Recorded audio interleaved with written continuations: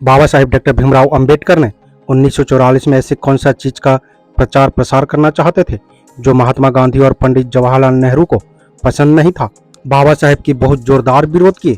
उनके अनुयायी द्वारा बाबा साहेब के काम को रोकने की कोशिश की गई। आइए इन अनसुनी कहानी और छुपे हुए इतिहास के बारे में जानते हैं।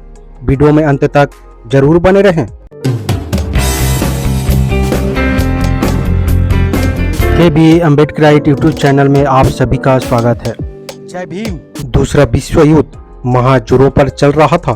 देशों में स्वतंत्रता आंदोलन भी बड़े तेजी पर था, किंतु अछूतों की समस्या का कोई पूछने वाला नहीं था। विदेशों में अछूतों के संबंध में कोई प्रचार नहीं हो रहा था।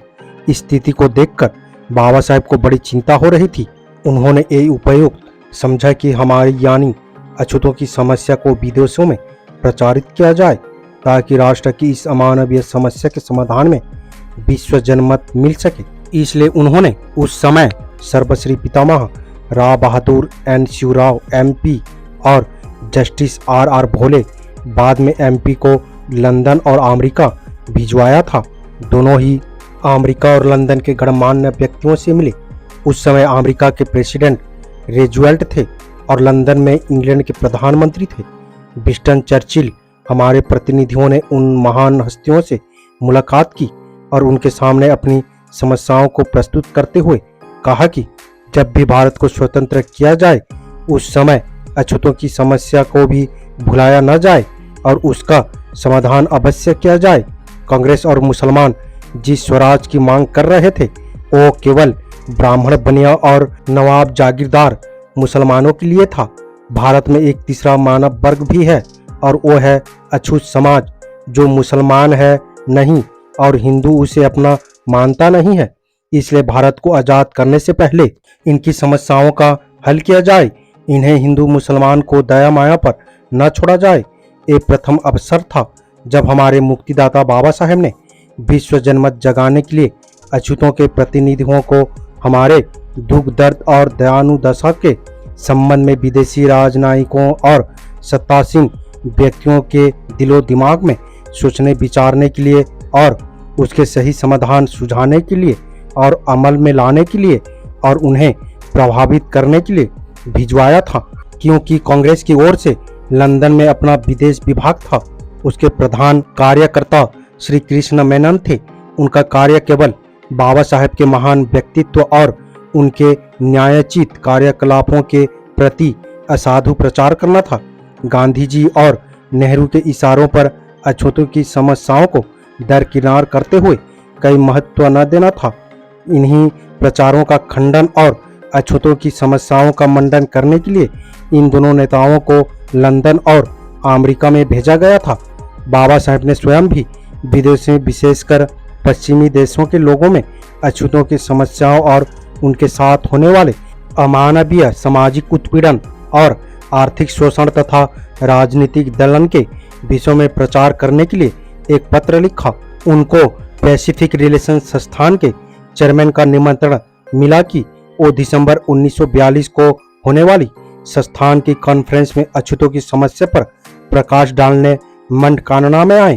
वो पत्र बाबा साहेब ने भारतीय विभाग के चेयरमैन के पास भिजवा दिया और स्वयं अन्य कार्यों में व्यस्त होने के कारण नहीं जा सके। उनका पत्र कॉन्फ्रेंस की पत्रिका पुस्तिका में छापा था। उसी को यहाँ भारत में ठक्कर एंड कन ने सन 1943 में mister Gandhi and emancipation of untouchables अर्थात श्री गांधी और अछूतों के विमुक्ति के नाम से प्रकाशित किया। ये पत्र यूरोप और अमेरिका के लोगों की जानकारी के लिए होने का साथ ही भारत में बाबा साहेब के आंदोलन का घोषणा पत्र भी माना जा सकता है। इसका वही महत्व है जो कार्ल मार्क्स लिखित कम्युनिस्ट घोषणा पत्र का हो सकता है। उस पत्र में या पुस्तक में बाबा साहेब ने जिन बातों का विचारधीन किया है, जिक्र किया है, उसे भी जानते हैं। नंबर 1 पर है अछूतों की कुल आबादी। नंबर 2 पर है अछूतों का महत्व। नंबर 3 पर है अछूतों की राजनीतिक मांग। नंबर 4 पर है हिंदुओं का विरोध। नंबर 5 पर है सम्मिलित बनाम पृथक निर्वाचन। नंबर 6 पर है कार्यपालिका। नंबर 7 पर है पृथक आवास व्यवस्था। नंबर 8 पर है जाति और संविधान। नंबर 9 पर है हिंदुओं और उनके मित्रों, पश्चिमी देशों के मित्रों से कुछ प्रश्न हैं। यह पत्र स्वयं लेखक शंकरानंद शास्त्री ने जवाब से बोलने वाला था। वैसे तो अछूतों की समस्या से पश्चिम के लोग तभी काफ़ी अवगत हो गए थे जब 1930 से 1932 तक राउंड टेबल कॉन्फ्रेंस में बाबा साहेब ने हमारे अधिकारों की शंख बजाई थी। लेकिन अपने इस पत्र में उन्होंने सभी समस्याओं पर लिखा, जिसको पढ़कर संसार के सभी मानवतावादी न केवल अछूतों की राजनीतिक, सामाजिक और आर्थिक परिस्थितियों से परिचित हुए, बल्कि जाति पाति के घिनौनी अमानवीय व्यवस्था को भी जान गए।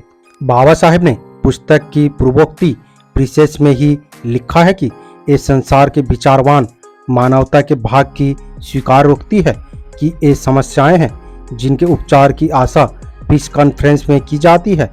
वो यह है, नंबर 1 पर है साम्राज्यवाद, नंबर 2 पर है प्रजातिवाद, नंबर 3 पर है प्रजाति समूहवाद विरोधी और मौत की सौदागरी, जिसे जन साधारण में युद्ध सामग्री के नाम से पुकारा जाता है। निसंदेह ये प्लेग महामारी की ग्लिटियां हैं जिनमें राष्ट्रों के प्रति राष्ट्रों की निर्दयता और मानव के प्रति मानव की अमानवीयता की उत्पत्ति होती है, जिसमें संदेह नहीं कि ये समस्याएं अवश्य हल की जानी चाहिए यदि एक नया और बेहतर संसार इस भयानक और सर्वनाश युद्ध से उभर कर आता हो।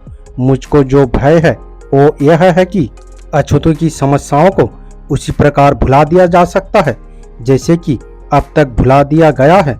वह तो वास्तव में एक तुषारपात होगा, क्योंकि अछूत जिन दुखों से पीड़ित है यदि वो यहूदियों के भांति विज्ञापित नहीं किए जाते हैं तो भी वास्तविकता से कम नहीं है, ना ही वो साधन और तरीके से जो हिंदुओं के द्वारा अछूतों के दलन के लिए उपयोग किए जाते हैं नाजियों के द्वारा यहूदियों के प्रति अपनाए गए साधन और तरीकों की तरह खूनी होने से कम प्रभावकारी है। नाजियों का यहूदियों के विरुद्ध प्रजाति विरोधी अभियान किसी प्रकार भी अछूतों के लिए विरुद्ध हिंदुओं का सनातनवाद सिद्धांत और प्रभाव में भिन्न नहीं है। अछूतों के प्रति संसार का कर्तव्य है कि सभी दलित लोगों की भांति उनके भी जंजीरों को तोड़कर उन्हें स्वतंत्र करें। मैंने इस पत्र को लिखने का निमंत्रण को इसलिए स्वीकार किया है कि यह सर्वोत्तम सुयोग है संसार का ध्यान आकर्षित करने का इस समस्या की ओर जिसके सामने गुलामों, निगरों और यहूदियों की समस्याएं कुछ भी नहीं है। उसके बाद बाबा साहेब ने अलग अलग उन विषयों के संबंध में मार्मिक व्याख्या की है। हमने पहले ही इस वीडियो में बता चुके हैं। वीडियो देखने वाले को इस सारी किताब को अवश्य पढ़नी चाहिए। वीडियो आपको कैसा लगा अपनी राय कमेंट बॉक्स में जरूर दें।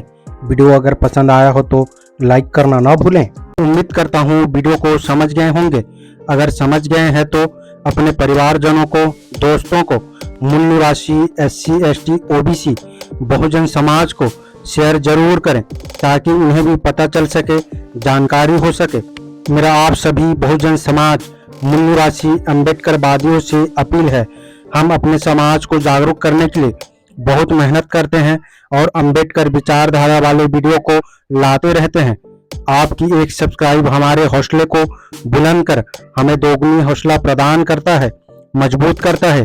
इसलिए आप सभी से गुजारिश है कि हमारे चैनल को सब्सक्राइब करके हमें सपोर्ट जरूर करें ताकि हम अगले नए वीडियो डालें तो आप तक नोटिफिकेशन जा सके और कुछ महत्वपूर्ण जानकारी मिल सके। धन्यवाद। जय भीम, जय संविधान, जय मूल निवासी।